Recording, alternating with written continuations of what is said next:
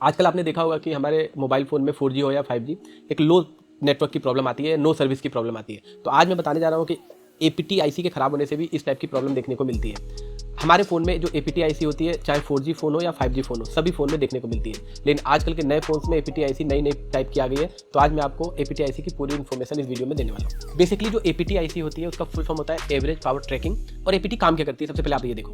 जैसे कि आप देख पा रहे हो, APT IC काम ये करती है कि हमारा जो 4G PA और 5G PA होता है, इसको 3 वोल्टेजेस की जरूरत होती है। एक तो BPA चाहिए जो चार्जिंग IC से आती है, दूसरा एक VPA नाम की वोल्टेज चाहिए जो APT IC से आती है, और तीसरा 1.8। तो ये जो APT IC से आने वाली जो वोल्टेज है, अगर ये कई बार ये ना ड्रॉप हो जाती है तो सिग्नल वीक हो जाते हैं, और कई बार ये नहीं बनती है तो नो सर्विस में भी फोन चला जाता है। अब यहाँ पे मुद्दा ये है कि आपके पास अगर कोई भी 4G या 5G फोन आता है तो आप कैसे आइडेंटिफाई करोगे कि APT IC कौन सी है।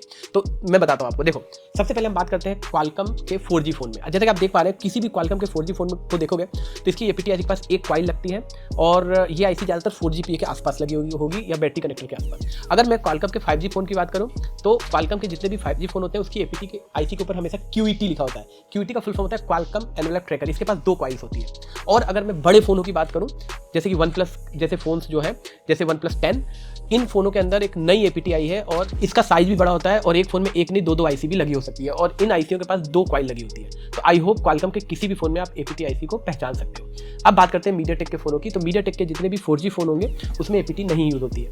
उसके अंदर APT IC के जो वोल्टेज होते हैं वो पावर IC देती है, मतलब APT पावर के ही अंदर होती है। जैसे मीडियाटेक के MT 6357, 6358 जैसे फ़ोन्स में APT पावर के अंदर ही लगी होती है।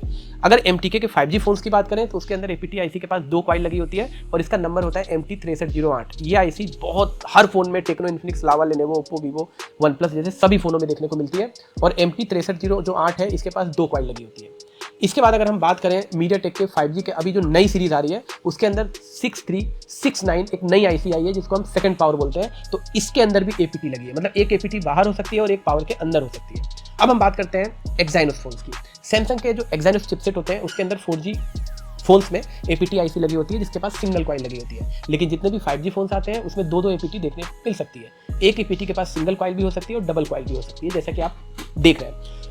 तो इस पूरे इन्फॉर्मेशन को देखने के बाद आप डेफिनेटली, अगर आज के बाद कोई भी नो सर्विस का फ़ोन आता है या लो नेटवर्क का फ़ोन आता है, तो APT IC के इनपुट में जो VPS सप्लाई आती है उसका एक जंपर उठा के आउटपुट से कनेक्ट करके आप पता कर सकते हो कि APT हमारी ख़राब है कि नहीं। जंपर मारने के बाद अगर सिग्नल अगर फुल हो जाते हैं या फिर नो सर्विस सही हो जाता है तो APT IC को आप बदल के देख सकते हो। APT IC आपको बाईपास नहीं करना है, सिर्फ जंपर मार के ये टेस्ट करना है कि सिग्नल हमारे आ रहे हैं कि नहीं। APT IC आपको बदलना ही पड़ेगा। आई होप ये इन्फॉर्मेशन आपको अच्छी लगी होगी। कमेंट करके जरूर बताइएगा कि आपको ये वीडियो कैसा लगा। Thank you.